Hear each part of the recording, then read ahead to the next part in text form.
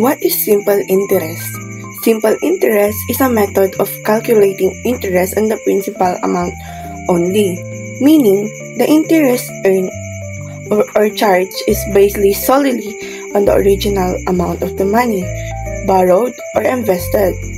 It is calculated using the formula I equals P times R times T, where I is the simple interest, P is the principal, R is the annual interest rate, and T is the time period in years. This is different from compound interest, which calculates interest on the principal plus any accumulated interest.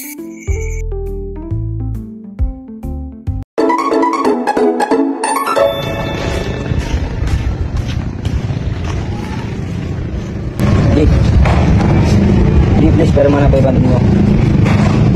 Promise, bayaran ko. Pwede naman, pero may simple interest. Kasi life is hard, economy is real. Kala ko, friendship is real. Ano naman to, drama series, episode 10. Ang utang na walang forever. Hindi, magpupunta ako. Pero may simple interest para fair. Simple interest, dagdag bayad sa utang dahil tumatagal. Pero hindi tumataas yung interest kada buwan. Kumbaga feelings na hindi nadadepend, steady lang. Aray ko. Parang sampal. Pero matter pala. Okay, sundan na natin. Yung formula, I equals P times R times T. Yung P, yung principal o utang. Yung R, rate of reserve na interest. Yung T, yung time. So ikaw, Jordan, yung principal mo o utang, 500 pesos. Yung R mo naman, o yung percent ng interest, 10%. Kapag pinonvert, 0.10. At yung time mo naman, 1 equals 500 times 0.10 times 1 equals 50. So, ang interest ay 50 pesos. So, ang babayaran ko kay ay 500 plus 50 equal 550. Yes, very good. Smart ka pala minsan. So, 550 pesos next month. Pag di ka nagbayad. Attention everyone, si Jordan di nagbayad. Okay, nainig siya ko. Tara na, bili tayo milk tea. Si Jordan libre kasi may utang siya. Life is pain.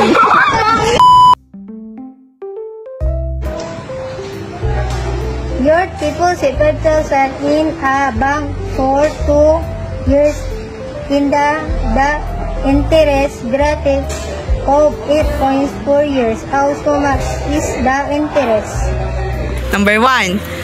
The simple interest equals PRT, or the P is principal, rate, and time. Principals is 5,000 and the R is 0.08 and the time is 2. Ang hahanapin natin ngayon ay ang interest. Simple interest equals 5,000, ito yung principal. Tapos itong 0.08, ito yung rate natin.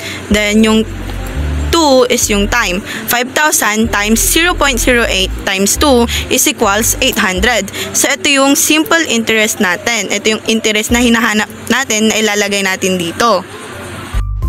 Mark borrowed 15,000 pesos for 4 years and paid 3,000 pesos as the simple interest. Find the rate of interest. Number 2, R equals simple interest over PT.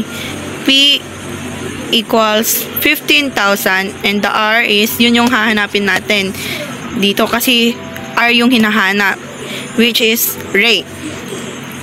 T is equals 4 and the simple interest is 3,000. Ito yung solving namin. R equals 3,000 over 15,000 times 4. Ang makukuha natin dito, pag sinolve natin to sa scientific calculator is 20. Pero ang ginawa namin, kaya nakuha tong 5 kasi 20 divide 4 is equals 5. Kaya 5%.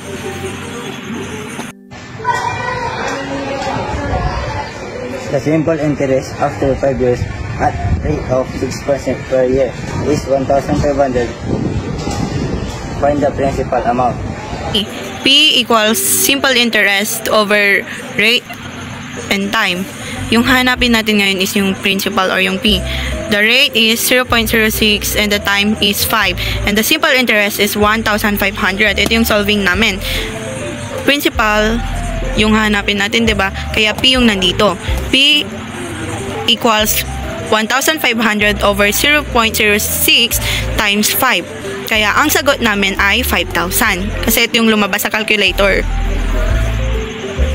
The simple interest on 12,000 at a rate of 6% per year is 4,320. Find how long the money was borrowed or time. Number 4, T is equals simple interest over PR. P is equals 12,000 and the R is equals 0.36 and yung T yun yung hahanapin natin. Simple interest is equals 4,320. Ito yung solving natin.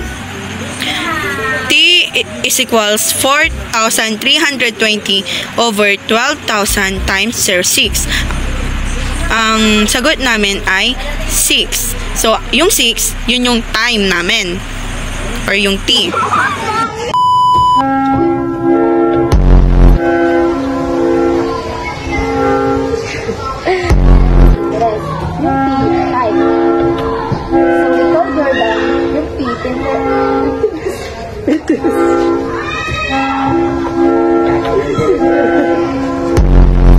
Ano naman to, drama series? Episode 10. Huwag ka tumawa!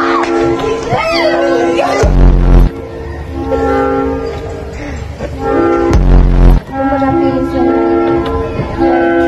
Steady lang.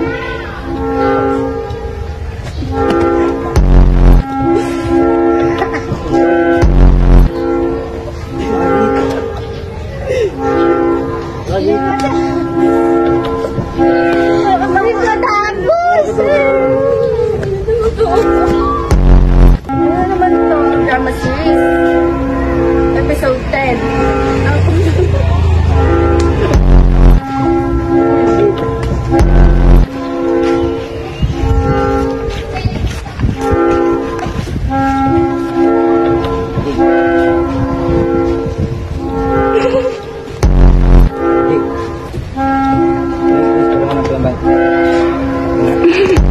Ano naman to,